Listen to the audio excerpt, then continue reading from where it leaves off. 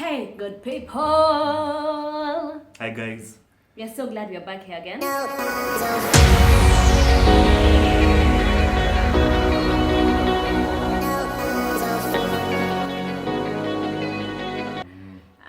It's been a while again. It's been a long time. Yes. I've been down with a cold. He's been down with a cold. He's done. Mine is still there. But we are praying that I'll be well by the time this week is over. Yep. Thanks so much for the love from last week's video. So today we are talking about the wedding. The wedding day. Today is my wedding day. Yeah. Doing that. Today, So? no, wait. How is the song? How does the song go? Si vile nimeanza. Today is my wedding day. I can't even hear well because this. Yeah, the call is affecting her internal mechanism for there. Did you say internal? Internal. Internal, you're such So- a word from somewhere else. Alright, babe. Okay. So today we are talking about the wedding day. Now you're done with the meeting the parents, you're done with the rurashio things. So you're done with the planning. You're done with the proposal, you're done with the planning. So now this is the day of the wedding, and this is where you lose friends Yeah. or Make not friends. make friends. Although don't lose friends of our wedding. I think it's petty. Yeah, but it depends on who you choose to Or be what close kind to of you. damage they've done. But Yes. yeah, everything is forgivable anyway. And I think So- even before you say that, what Curtis is saying is dependent on what we said last week about choosing who should be in your committee and their strengths. And I don't think we mentioned it, but when choosing someone in your committee, look at their strengths and what they are good at, so that you don't give somebody who's not good with finances to handle finances. You understand? Also, who you want to be in your committee, because today is the D-Day. Yep. So, tuanze. They are yes. Okay. So number one, and I know this is a Kenyan habit. Kenyans, we need to repent from this thing. Don't tell guys your wedding is starting at 9. And then as the groom or the bride, you arrive at 1. Why? Hallelujah. We'll sing choruses, we'll sing praises as we wait for the bride and groom, you know. Guys will make friends. Paka now, chit chat in a bow. We've made friends. And people can get married before you guys get Hey. married. Because someone has met their boyfriend. Watu wanaingizana box Box hapo hapo tu, hivyo. kwa sababu tunakugonga. Introductions inaanza hapo, you're still not there, you know. So How did they set their own wedding? Eh.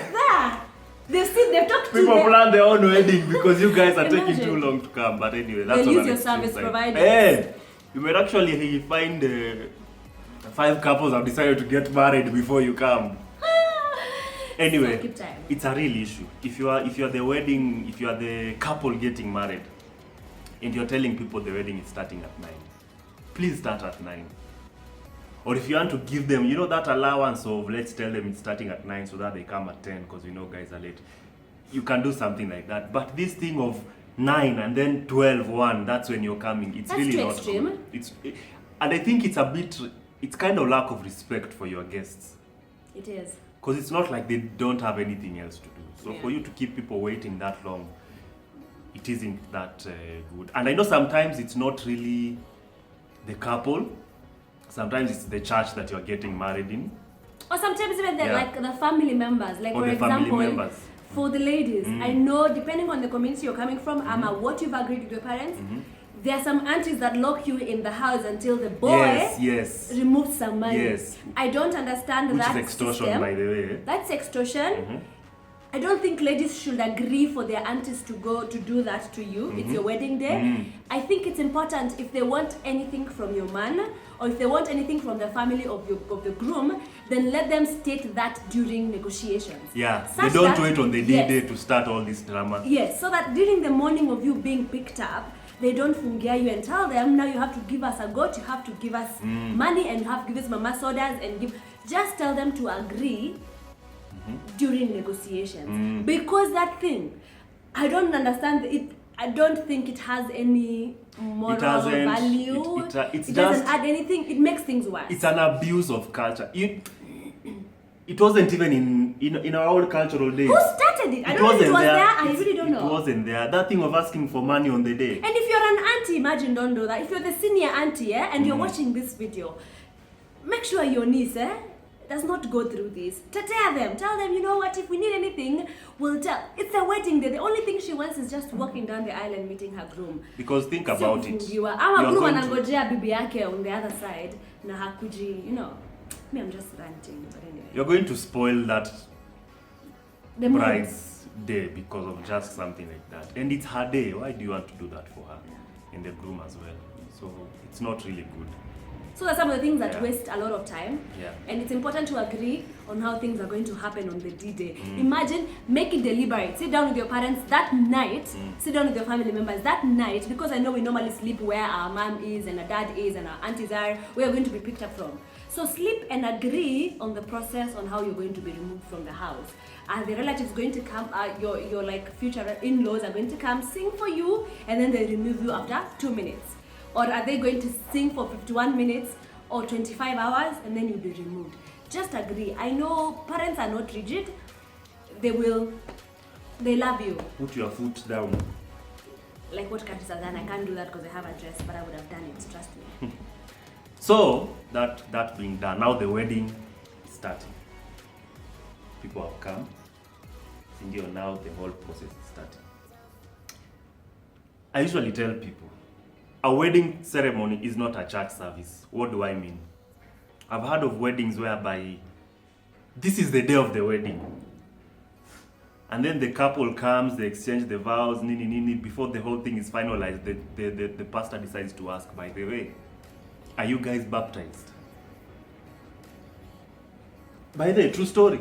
If they are not baptized, they get baptized there and then. Before they get married. Which is a whole ceremony because the water has to be brought, the whole nini has to be brought. You have to be wiped, you have to give a certificate, you have to say, I, Soila, Soitada. Those things. I take thee as my baptismal partner. Yeah, I actually heard of a wedding that was supposed to end at, was it 1 or 2? It ended at what time? 5. Oh, wow. Because the whole thing changed and became, and it's not that there is anything wrong with doing church stuff. It's just that the wedding ceremony is not for that. Another thing, a wedding ceremony is not a premarital class. And I know as Kenyans, we are really guilty of this. The couple is getting married and that's when now the pastor decides they want to start giving you a lecture on how to be married. I'm like, you guys used to go for premarital class. Right? That is if you are being taken through by a pastor and all that, you should have been going for premarital class. The wedding ceremony is not the place to start giving people premarital advice. And this is not just for the pastors and everything, even family. You know that in the reception like and the now they're coming to give speeches. That's not the time to start telling us how we need to submit to one another and respect and provide. If you want to talk to us, find another session before the wedding or after the wedding and give us all that talk. Not at the wedding. The wedding is a celebration time. See how girls are made to carry chondoas and make the bed. This is how you'll be cooking and this is how you'll be making the bed. She's 20-something years old. She knows how to make the bed. I know. I know they don't do it maliciously like the traditional. It's not malicious. It's unnecessary. Not even unnecessary. What they do is to add spice to weddings. That's what they do. They do with the heart of let's add spice to the wedding, and the wedding is about a woman coming to being with a man. So we are who is enjoying that spice? It's not you. You're not enjoying what. No, that's for them. It's them who are enjoying the spice.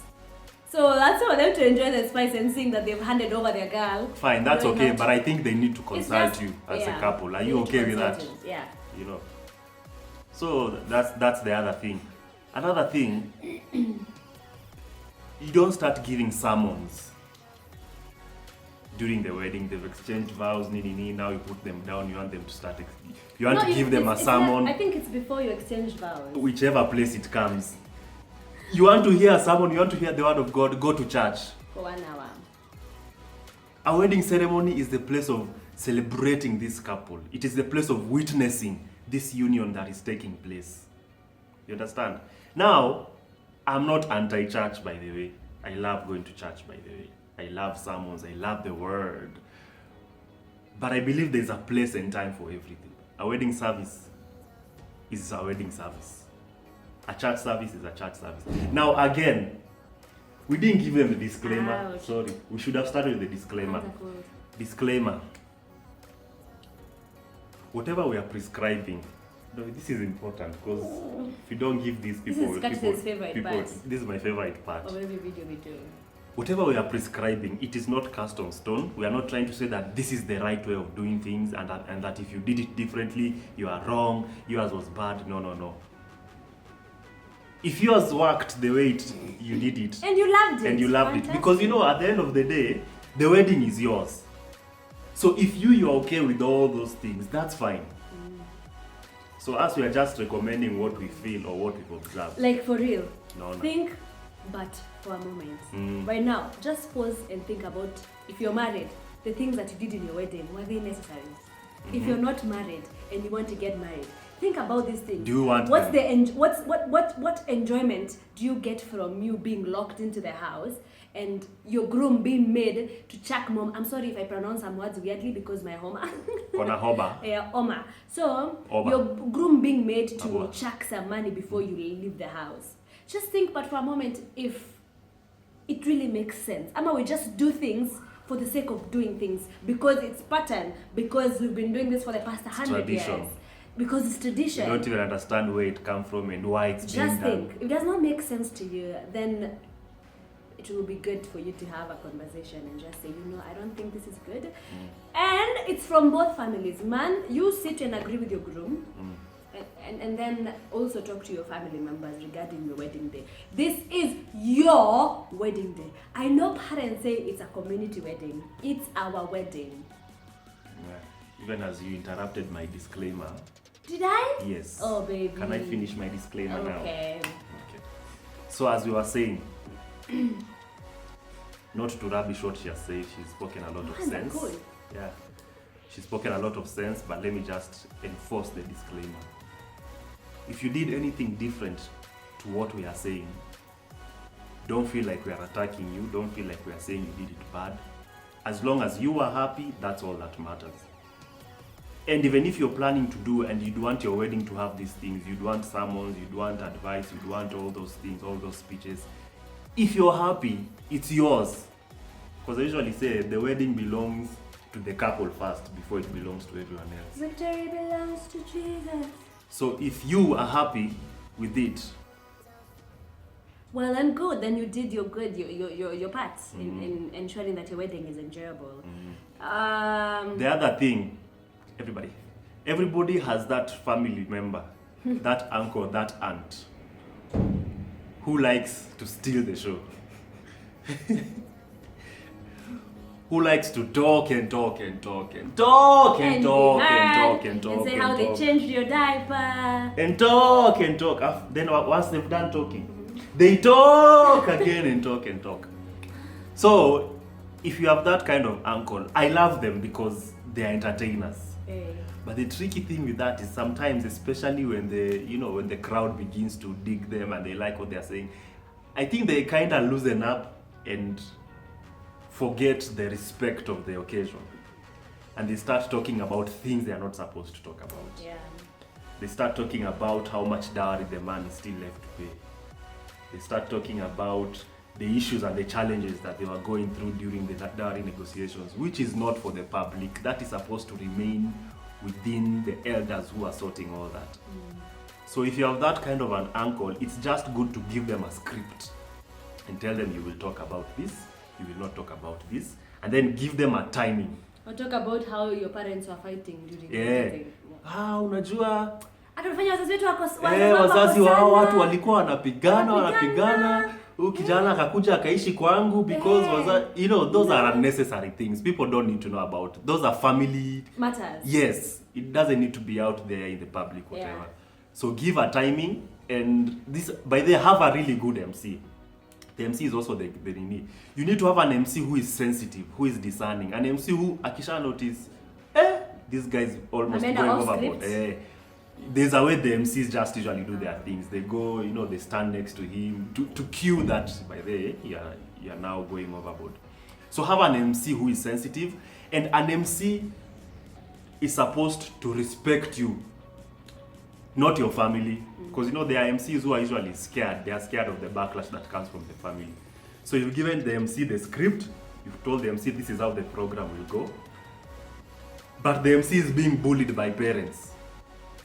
You know, you asked your parents, okay, are there people in the family who would like to speak? They said no, nobody would like to speak. Then on the day of the wedding, now all these family members from, all want to speak, which is not part of the program. And if the MC is not really strong, they are going to be bullied and it will just wreck a lot of things. So you need to have an MC who is ready to stand, he or she is ready to be called names, as long as they have yielded to your demands as a couple, not to the demands of the family or anything else. Yeah. Remember, it's your wedding. Yeah. So what else is usually an issue? Yes, let me talk about the MC again. In a wedding, there are usually two types of audiences. There's the uptown audience, you know, guys who are from the city and all that. And then there are the Bundus audience. These are Bundus. Okay, yeah. Okay. These are guys from Shags and all that. Now, it's very tricky to find an MC who is able to entertain both of them. To find an MC who is able to entertain the Shags guys and the city guys all at the same level, it's hard. Either one will be inclined towards entertaining these guys and leave the city guys. Because you know, even the nature of jokes are different. Yeah. Shags guys have their own sort of jokes. City guys have their own sort of jokes. And something else when talking about jokes is how an MC might tend to talk a certain language. Like let's say we see me a Maasai and then this man is Luya. And then we get a Luya Maasai. A Luya Maasai who Luya Maasai. A Luya MC. And then the MC just talks Luya the entire Luya time. Jokes. My people are hanging, you know. And we feel weird. People do feel weird in weddings. Where someone, because it's the only one side that is laughing. It's only the groom side that is laughing. These ones else are left hanging. So probably MC should speak a language that is common. If it's not English, mix English and Kiswahili. Because I definitely everyone understands that. Kiswahili. Your jokes, let them be Kiswahili, not there are some tribal jokes that are not funny. Yeah. But an MC that is very careful. I know as people who are getting married, sometimes you don't have even time to sit down with the MC, but it's a really critical thing to sit down with your MC and let them know what you want, what you don't want. And if you realize it's going to be a challenge for this MC to cater to both, there's usually the option of getting two MCs. So that one MC is the city MC, the other one MC is the Shags MC. But the tricky thing is that these two MCs need to have chemistry. If they don't have that chemistry, it's going to be a problem because you can notice the distance. It's like they are not linking. So you'll see like this one is trying to take more airtime than this other one is.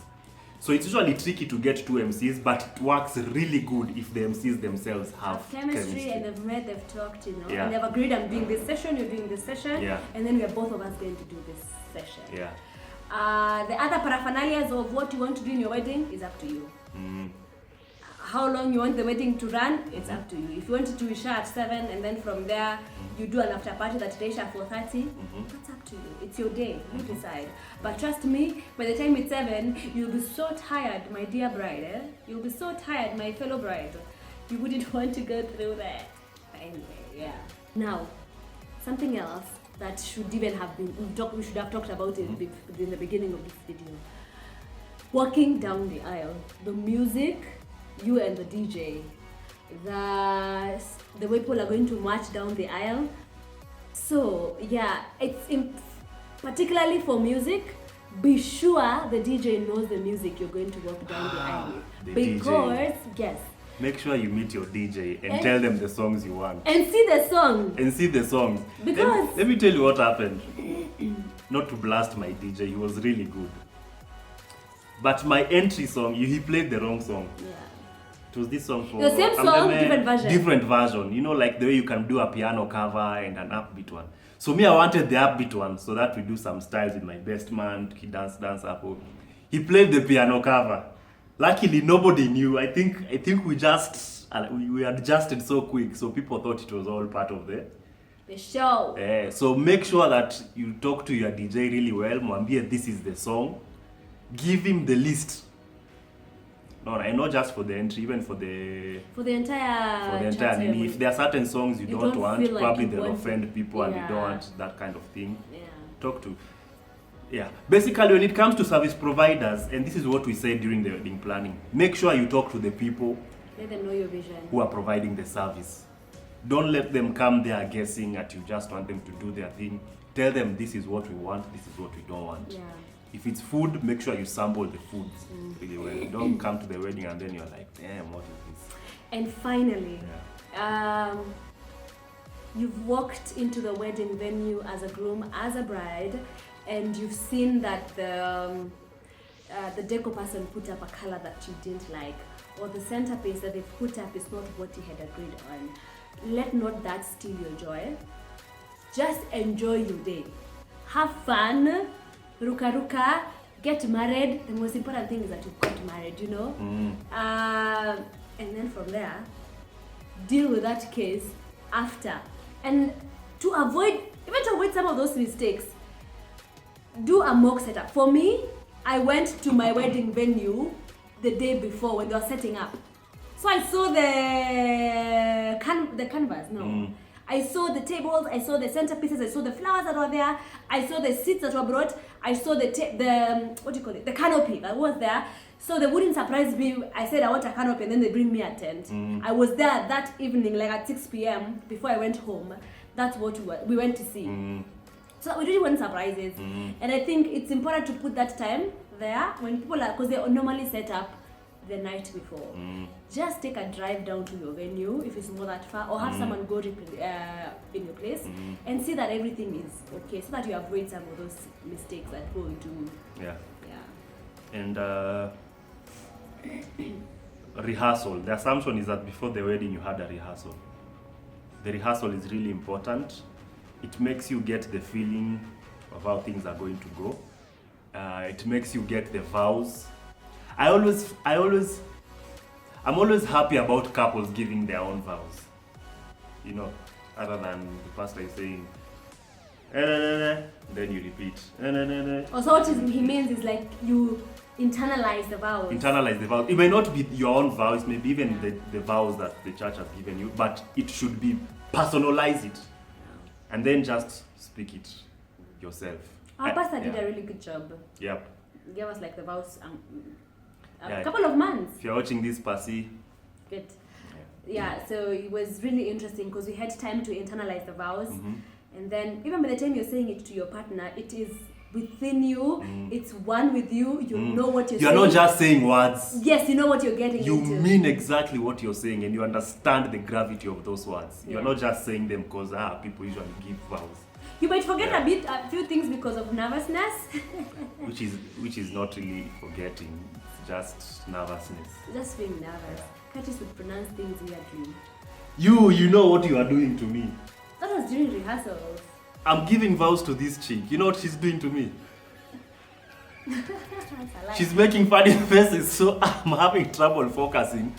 And I can't look at other people because she's the one I'm giving vows. So I'm trying to be serious with all these funny faces that she's putting.